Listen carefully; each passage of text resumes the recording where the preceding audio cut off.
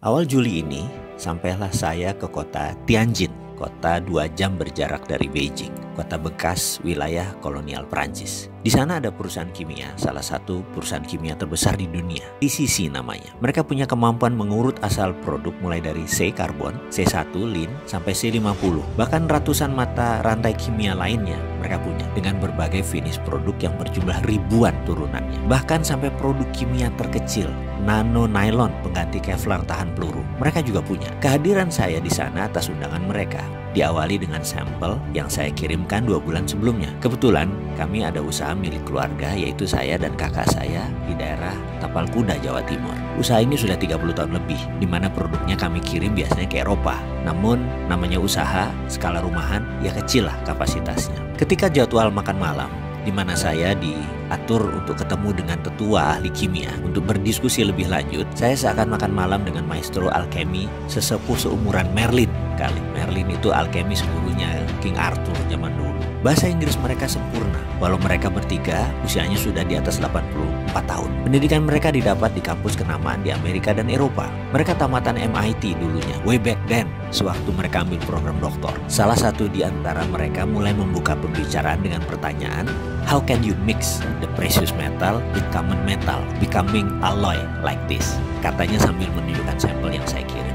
Ini alasan mereka kayaknya ingin ketemu saya dan ingin berdiskusi serius. Mereka melanjutkan, usually what common technique, what we are using, nggak bisa katanya mixing the same metal dengan precious. Yang ada adalah precious dengan precious. Jadi pertanyaan dia selanjutnya, how can you put Ne atau bagaimana kamu bisa menaruh nikel digabungkan dengan lithium atau Ni with Li together? Bisa nggak? Saya paham maksud mereka. Memang dunia metalurgi itu unik. Sedikit orang yang memahami sifat metal, bahkan bisa paham tabiat metal, hanya sedikit sekali. Berhubung ilmu ini adalah ilmu keluarga, saya bisa menerangkan sedikit-sedikit. Jadi mereka bertiga menangkap hal yang aneh dari sampel yang kami kirim. Tapi sebelum saya menjelaskan, saya ingin sudutkan informasi mereka agar tepat.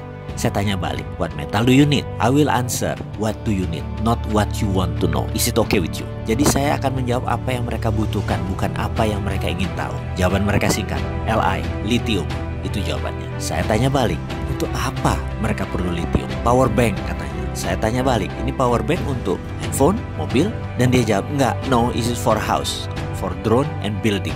Mereka jawab. Asli saya terdiam, otak saya setengah kram. Makan malam Cina Muslim dengan Xi'an style, kambing muda yang lembut seakan tidak terkunyah jadinya. Saya bilang mohon penjelasan lebih lanjut. Hanya kalimat itu yang keluar dari mulut saya, yang dijelaskan dengan terjemahan singkat sebagai berikut. Bayangkan ada baterai yang bisa di-charge selagi listrik di rumah dipakai selama 4 jam. Lalu baterai tersebut akan dipakai selama 24 jam, seperti power banknya telepon. Jadi misalnya bayaran listrik kita yang biasanya 1 juta itu tinggal 20% atau tinggal 200.000, karena kita hanya memakai 1/5 daya listrik per harinya, di mana sisanya 4/5-nya akan menggunakan power bank tadi. Dan mereka menarget harganya tidak lebih 14 juta rupiah, itu pun dengan margin keuntungan di atas 40%. Siapa sih yang nggak bisa beli power bank yang bisa menghasilkan 5.000 kilowatt dengan harga 14 juta yang bisa mengirit 80% biaya listrik bulanan? Saya bukan kepikir masalah siapa yang akan beli power bank tersebut, tetapi daya listrik PLN yang Indonesia saat ini lagi bangun jadi akan sia-sia karena menurunnya kebutuhan rumah tangga, karena daya listriknya tidak diperlukan lagi karena semuanya sudah